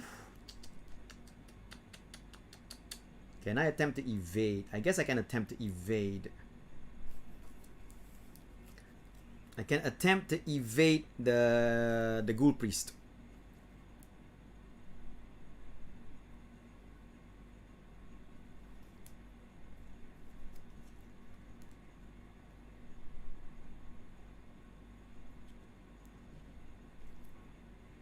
Oh man, he has 3 evade, but you need 4 to actually. So I actually have to pull a 0. Oh god, I don't know what to do.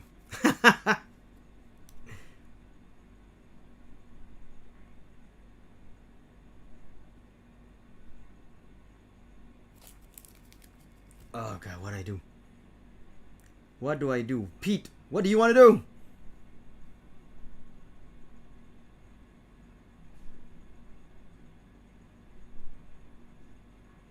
I don't know what to do.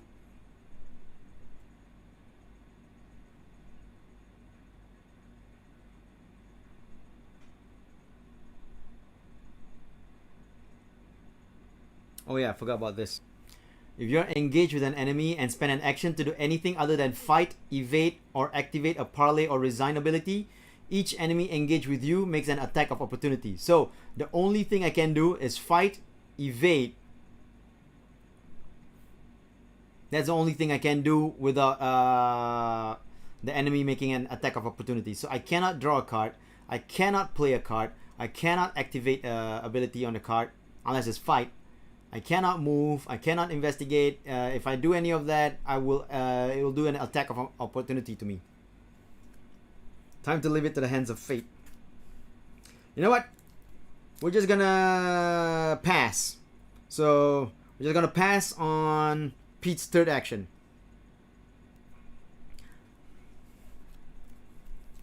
So now we are. Whew, this is actually quite dangerous. It's like the last part of this game. Suddenly we're like not looking good. So enemy phase. Ghoul Priest is engaged with Pete, so he damages Pete. Pete's gonna put 1 wound on Duke and 1 wound on himself, and 1 mental on Duke and also 1 mental on himself. So they're still alive. They're still good. So now reset action. They're both coming back. Duke is back up. And then each investigator draws 1 card and 1 resource. So Jenny drew Backstab, which is pretty good. This attack uses Flee instead of attack. This attack deals 2 + 2 damage. If that succeeds, that kills the Ghoul Priest. This is what you can share damage. You can share damage if you have an ally. So Duke is an ally. Like, remember that I drew that what's his name? The Hired Muscle, right? The Hired Muscle is an ally and has 3 health and 1 mental. So that if I actually get a if I get damage, I can put it on the Hired Muscle just now. So Ashcan Pete drew fight or flight. Fast. Play only during your turn. Until the end of the next round, you get X attack and X flee, where X is the amount of horror on you. This would be good on Jenny, because Jenny has 5 horror. Why, Pete? Why do you have this? So they both got 1 resource. Wrong person to pull. Exactly. Pete, that should be on Jenny, damn it. Because X is amount of horror is like +5, because Jenny is like really scared right now. Her Chicago typewriter, by the way, is already empty, no more ammo. And unless I get a card that says like reload ammo, it's gonna be empty. So now that's the end of that phase. We move on to the Mythos phase, where we put an agenda, a Doom token on the agenda. And now we see what happens. Encounter to Jenny. Yeah. Oh, swarm of rats. Dang it. An encounter to Pete. Huh. Dissonant voices. Okay, I cannot play asset or events. Dang it. Okay, this space is getting ridiculously low.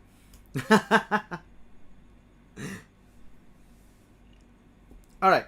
So now. That's the end of the Mythos phase. Now we go into investigation phase.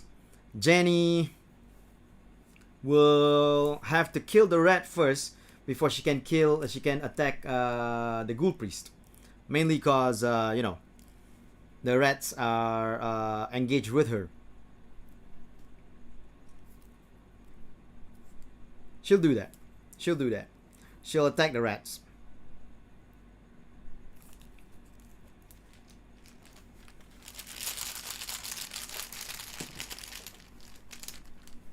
Huh! 0! Nice! Rats are dead. So second action, she'll be attacking the Ghoul Priest. No. Hold on. Just have to think carefully about what I want to do, because this is a, what do you call that?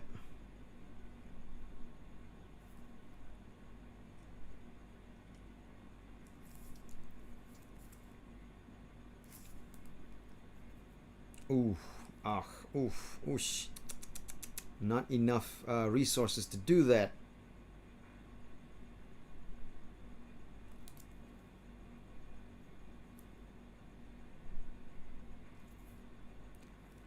Alright. I'm going to spend one. Well, she's freaking out. She bunked a pipe and swarm of rats came out attacking her, but she bunked them to kingdom come. Spending one resource to put a knife into my for me to equip a knife. That's my second action. My last action, I'm gonna attack the Ghoul Priest, attacking it with the knife. What I'm gonna do is I'm gonna discard the knife, because when I discard the knife, the fight gets a +2 attack for this attack, and the attack deals +1 damage. That means it can do 2 damages. So I'm discarding the knife to get the +2, so that's 5. And then I'm using this skill card right here to get that extra wild. So now it's 6.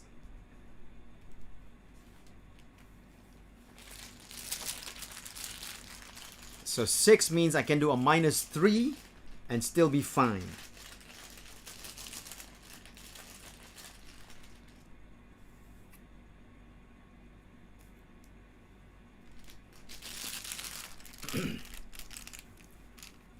Huh! Ooh, that's a -1. X is the number of ghoul in the location. So that's a success. Jenny used threw the knife at the Ghoul Priest, giving it 2 extra damage. The Ghoul Priest only has 1 health left.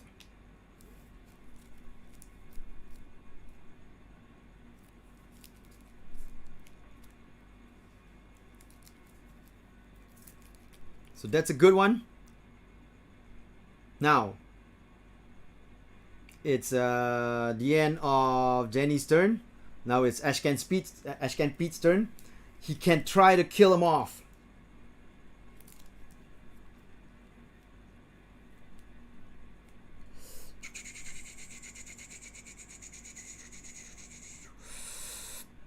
Damn it, why don't you have skill cards? Dang it, Pete. Oh yeah, I forgot. Since Jenny used that just now, so now it's engaged to Jenny again. Yeah, since Jenny attacked it just now. So Pete, it's on you, buddy. It's on you.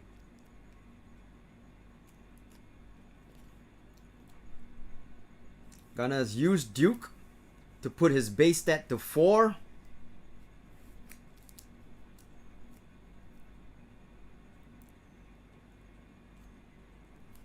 And it also does +1 damage, but that doesn't matter. Then I'm gonna play Resourceful to put it up to 5. Oh, sorry. Oh yeah, since this is no. Put it up to 5. I have no more skill cards to play. But I can play this. I'll play the knife to put it up to 6 by using 1 resource. To use that as a skill.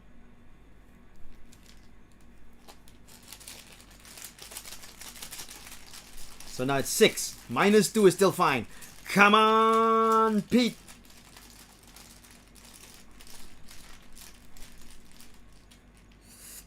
Ha! Oh, nice! Because what this does is, according to Pete's card, it gives a +2, and I get to ready Duke. So that's an 8.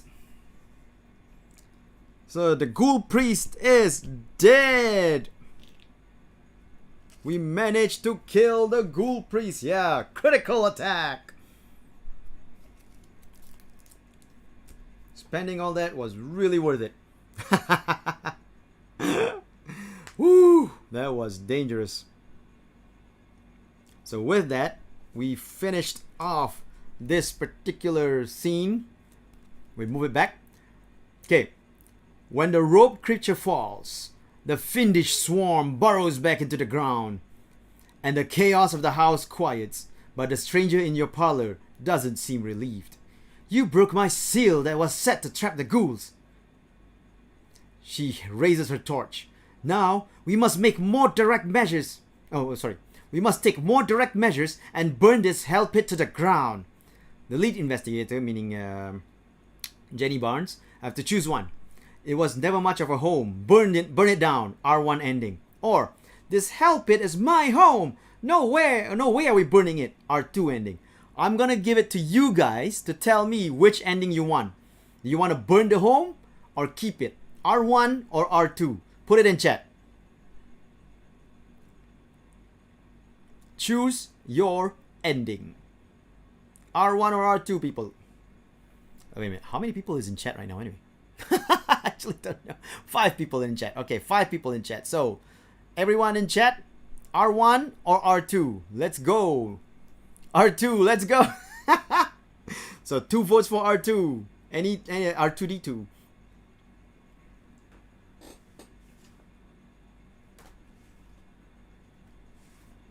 Wait, where the heck did my scenario go?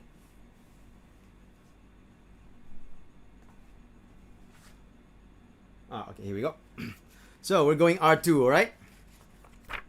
So by the way, just so you guys know, there's a pamphlet here that's for the campaign. So this, what we're playing here, is the first scenario to the first campaign of this game. I have like 4 campaign already bought. So you know, I actually have a lot of the game. So what we played is a standard mode, by the way. So that's okay, R2, right? So this is we were playing part 1, the gathering. So R2, resolution 1, resolution 2. Okay, here we go. You refuse to follow the overzealous woman's order and kick her out of your home for fear that she will set it ablaze without your permission. Fools! You are making a grave mistake, she warns. You do not understand the threat that lurks below, the grave danger we are all in.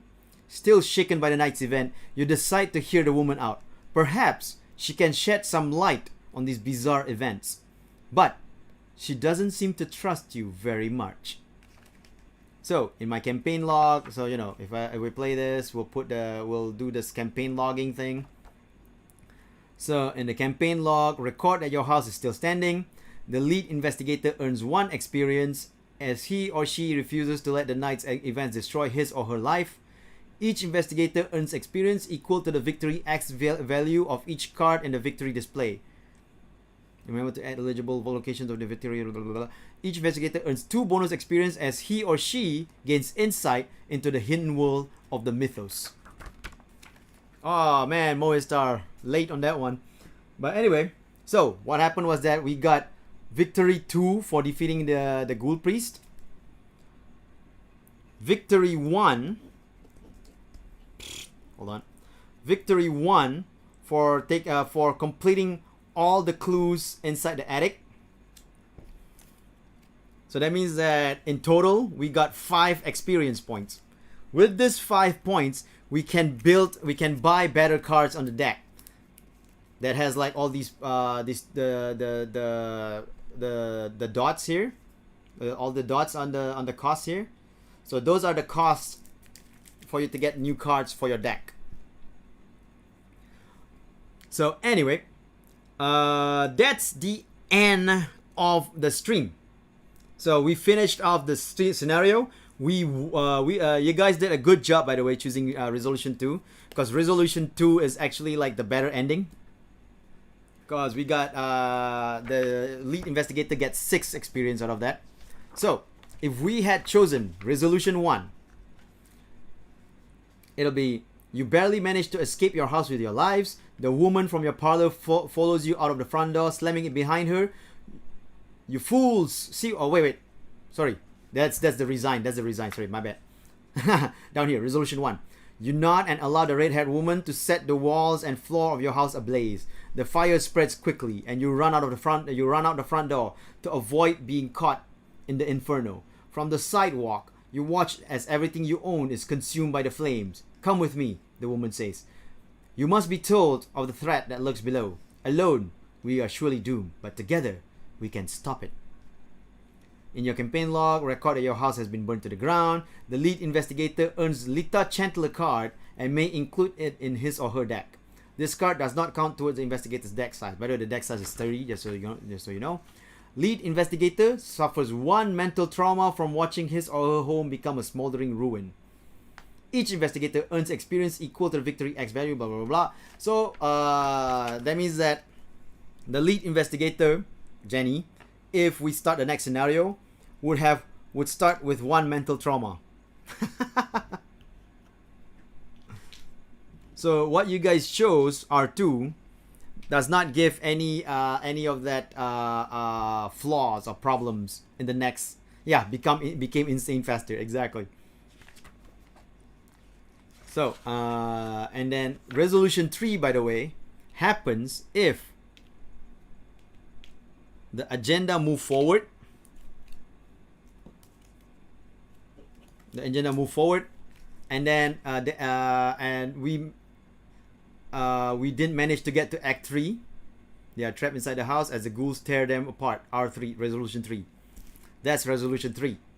So what happens is, you ran to the hallway to try to find a way to escape the house, but the burning hot barrier still blocks your path. Trapped, the horde of feral creatures that have invaded your home close in, and you have nowhere to run. In your campaign log, record that Lita was forced to find others to help her cause. In your campaign log, record that your house is still standing. In your campaign log, record that the Ghoul Priest is still alive. Each investigator who has not resigned is killed. If there are not enough investigators to continue the campaign is over and the players lose. Otherwise, advance to the next scenario. Each player whose investigator has been killed must choose a new investigator from the pool of available investigators. If the lead investigator was killed, choose an investigator to earn the Lita Chandler card. That investigator may include this card on his or her deck. Bad end. Yeah, R3 is bad end.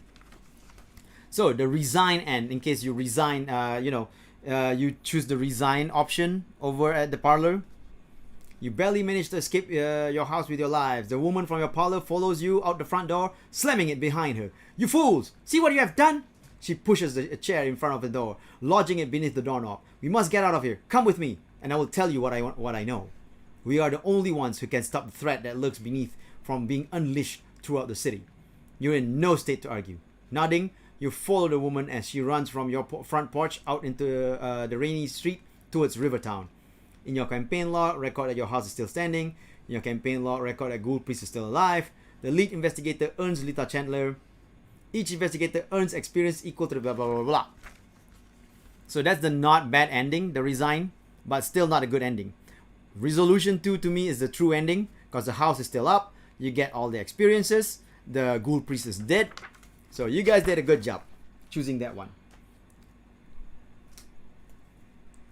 I didn't choose it because I know which one's a good ending, so I didn't want to, I don't want, because I've played the scenario several times. I actually forgot how much the clues are for the location, but I played the scenario several times already, so it was I already know what the ending is. But anyway, guys, that was Arkham Horror, the card game. I know that it's confusing, and I know that it was it's not really that complicated when you play it, because it's actually pretty easy to grasp when you get into the game. It's just the whole trying to figure out what skill to use and what cards to use to up your skills, right? So if you actually do get the game in the future, I do recommend it because it's a pretty fun card game to play.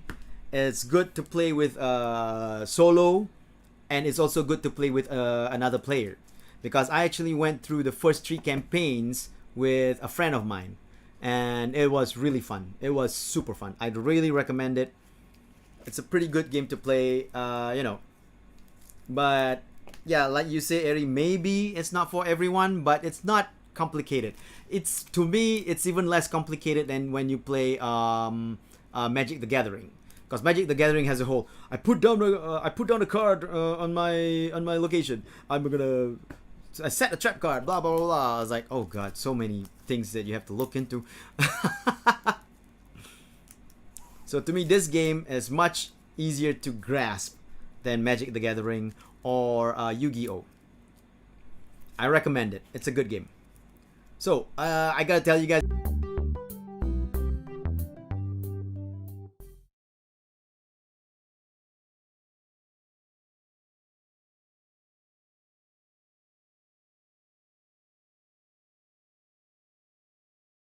Sorry, that was just chatting stream.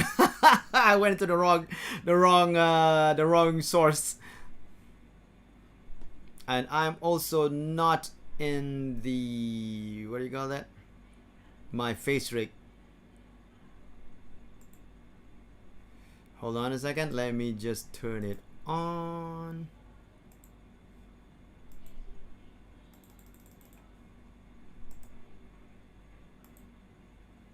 All right, I'm just gonna leave it be because we're gonna end the stream anyway. So like I said, it's a very enjoyable game. I really like it generally. It's a good, and it has a good storyline as well. Nice stream, Mohistar. I really enjoyed the game. I really recommend it. It's a good card game. Like I said, it's not that hard to learn as well, because if you see the rules, the rule book, it's just a couple of pages, and most of it is just an explanation of what things can be done. Like, so it's not like a hard game to learn as well. Let's play it together next time. Yeah, that'd be fun. If I can set it up that you guys can see your deck of cards, we can actually try to play where you play one investigator, where you guys as viewers play one investigator and I play one investigator, and then you guys try to Oscar tangan kun.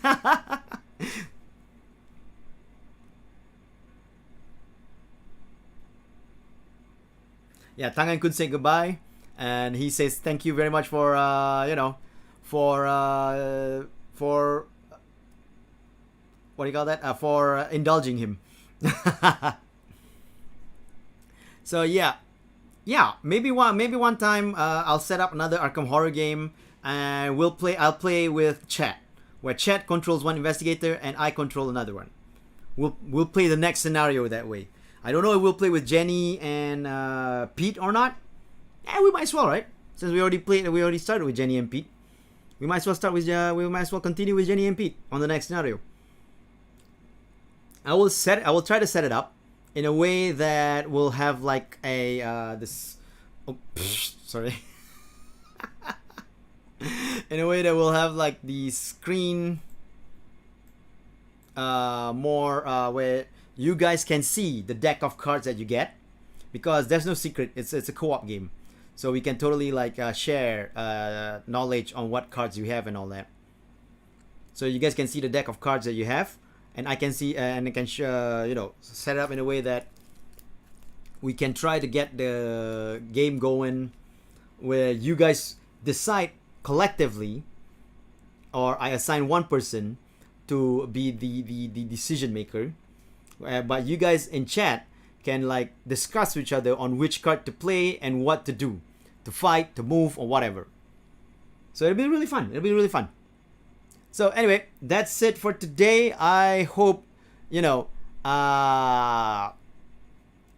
confusing as it is, I hope you guys enjoyed that, because I thought that the story itself would at least be fun to watch, because it's a pretty cool kind of it's a pretty cool storyline kind of thing going. Oh shoot, I forgot that Jenny has Frozen in Fear.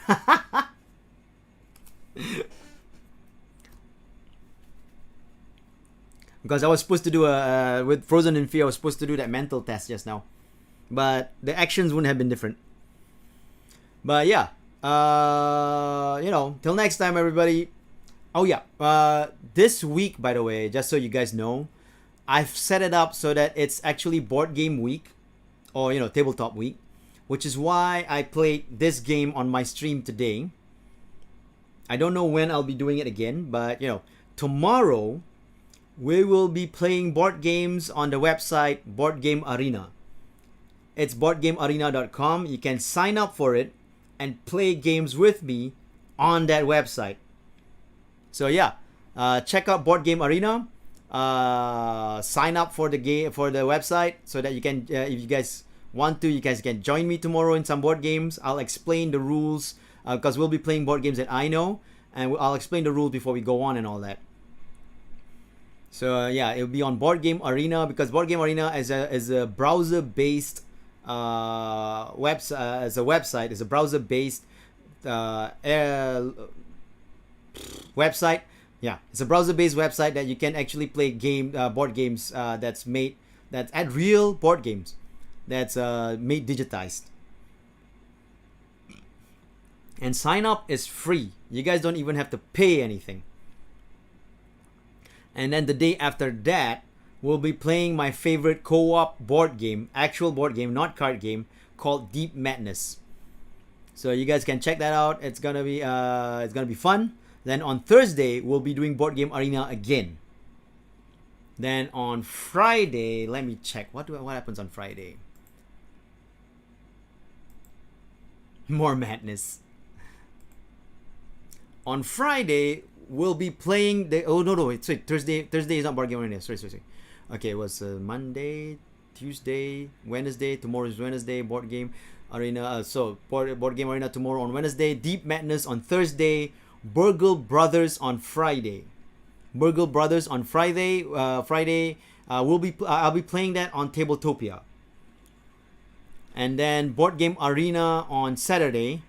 And I'll be playing Uno with Suiren, Yui, and Pending on Sunday.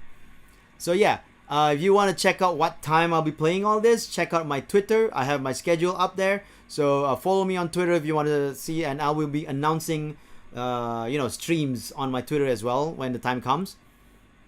So yeah, we're gonna end this here. I hope you guys enjoyed that. I really hope you do. As confusing as it is, I hope it's enjoyable to at least see the story and all that.